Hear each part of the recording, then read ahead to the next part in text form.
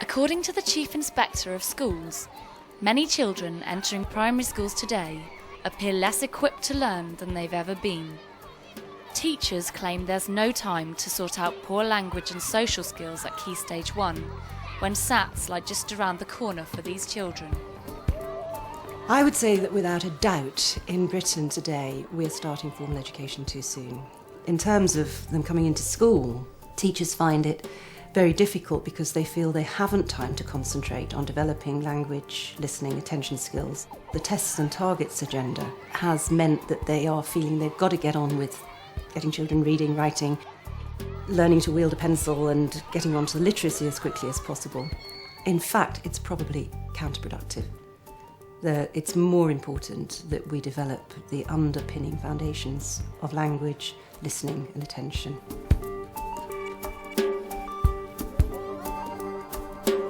So how could we better prepare our children for the challenges of Key Stage 1 literacy?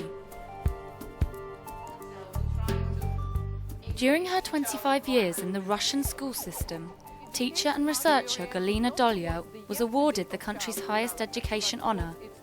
Her expertise lies in education for early years. I can definitely tell what is happening in Russia, and I know that to the age of 5, the teachers are not allowed to teach children to write letters, and they work more on the underlying cognitive abilities and skills. And the reading and writing really comes naturally. 10 years ago, Galina arrived in the UK to introduce techniques for developmental education based on the work of Russian psychologist Lev Vygotsky. Here at Galina's preschool nursery, play, especially children's self-initiated role play, is considered one of the most fruitful ways of developing the basic language and social skills underlying literacy and learning. What you need is a balance of teacher-directed and child-initiated activities. Little children need to do things that interest them, and they will be very, very preoccupied and interested and will maintain concentration if it's their own interests they're following. They also need opportunities to do what the teacher says under more formal conditions, and a balance of the two is what's required. If you get good teacher-directed activities, the language that they pick up through their work with a teacher will be picked up and used in their own play, and that is really productive. But it's when they're playing that their language is at its highest. When children are engaged in activities that interest them, particularly role play, then they will use more complex vocabulary and more complex constructions. If you eat one of these, I'll give you Marmite toast. Can you help him eat it then, because he's finding it hard to hold it? Rich opportunities for child-initiated learning are balanced with 20-minute teacher-led group activities. Deputy Manager Amanda is introducing this group of 3-year-olds to symbolic literacy, which lies at the heart of Galina's programme of learning. Today I thought we'd do some reading, but reading to play music too. Now look, I've got some magic cards here, and they've got long strips and short, that's right. So when we see this, I'd like a big, loud noise. So what kind of noise will you play for this one? A little noise or a quiet noise, that's right. The ability of the child develops to read different schemes and to understand signs. So he knows if there is a long strip, then it represents a loud sound, and there is a short strip, a soft sound. And the children need to look at the diagram and to play. Like musician looks at the notes and understands what to play, or the letters what to read. It is again the same idea of the development of pre-reading skills. Here we go.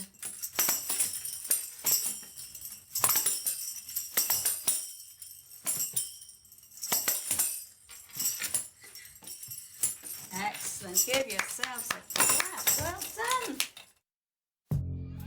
Two Waters Primary School in Hertfordshire is the first state school in England to take on Galina's Vygotskian Key to Learning programme to offer early years pupils a sound foundation for language and learning.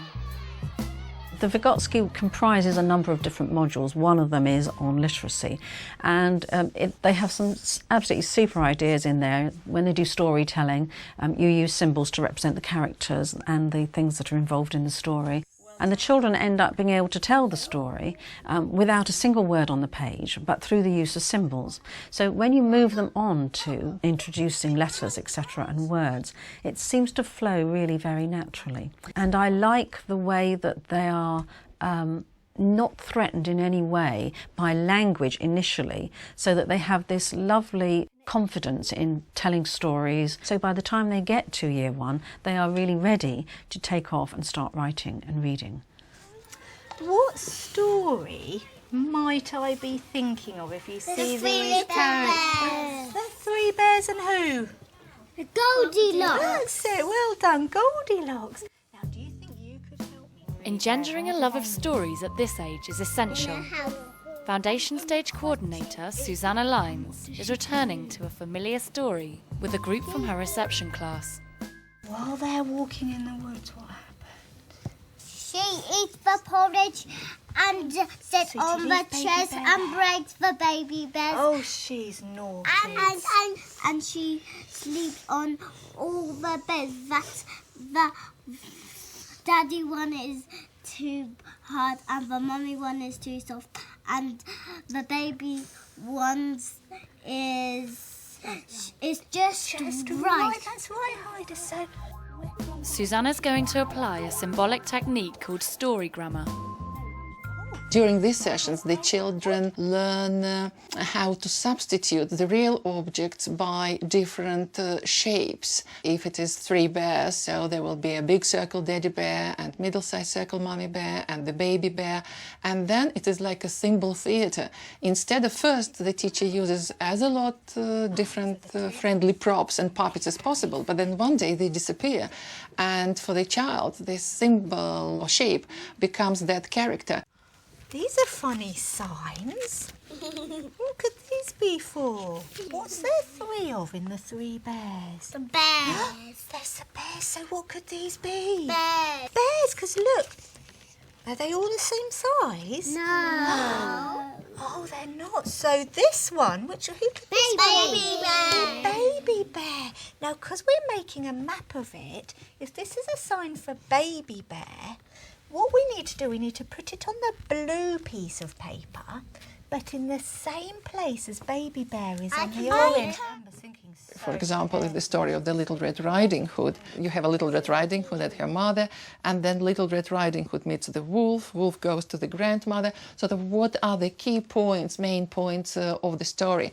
And then the children analyze the story and they create these models, or it can be the Three Billy Goats graph, or the Three Little Pigs, and you can start it not with the diagrams first, but you can ask the child maybe to draw what are the main events in the story, and then you start substituting. So we've made this picture of the Three Bears, and here we've made a Map. What have we used here instead of pictures? We've used... Can you remember that word beginning? Symbols. Wow, we've used symbols instead of pictures. That was very, very clever of you. Nursery children at Two Waters are learning left to right directional reading through fun activities like symbol dance. Right, so here we need to... What do we need to do? Jump. This is now what we call symbol dance, and it is really the action of coding and decoding. For me, it is straight pre-reading. Hop again. And last of all, hop again. Well done. You're very good at remembering those signs. For some children, secure motor control and hand-eye coordination seem to come naturally. Others, especially boys, need help developing these skills for handwriting. Ready to wake your tired hands up and your fingers? Fingers like to wiggle, waggle. This artographic session, led by Galina's nursery manager Carrie, is designed to develop fine motor coordination. Open. shut them. Open, shut them. Give a little clap. Would you like to take one, Teddy, and pass it on? Vygotsky talked a lot about the external mediators, and we use a lot of them. We introduce to the children the writing ring, and the writing ring is the external mediator which helps the child to remember that the only finger which goes on the top of the pencil or a pen is the one which has the writing ring. And you can draw a little flower here, and the pencil will be a butterfly. You can tell a lot of wonderful stories, and I know that each teacher has his own story how to introduce it. I like my ring. Right, now do you remember something that you were very, very good at last time, and that was making ladders? And we're going to do it quite quickly on our boards, and then we're going to paint them because you are so good. Ready to watch? Got one long line, and another very long line, and then you've got lots of lines in between. What could it be? A train track. It could be. Can you think of anything else it might be? Turn it round and make a ladder, couldn't we? Anything else it could be? Stairs. Maybe it could be stairs, Tommy, yeah? What about a fence round your house? Fence. Do you think you could do that for me?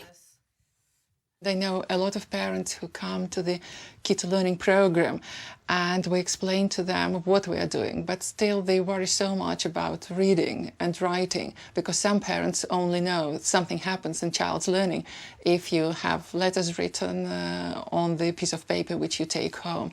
But there are so many other programs and activities what you can do with a child, when then they will be doing it naturally and will be able to learn anything.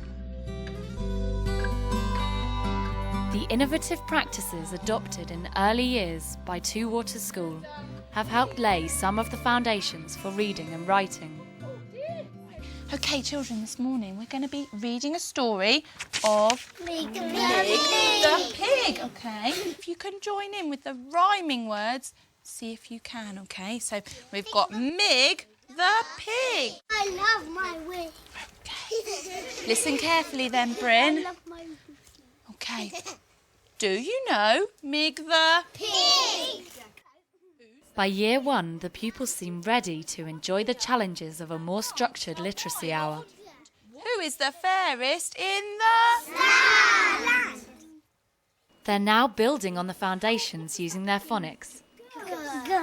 G? Can you find a G to put with an ig? And they're all well on their way to becoming readers and writers.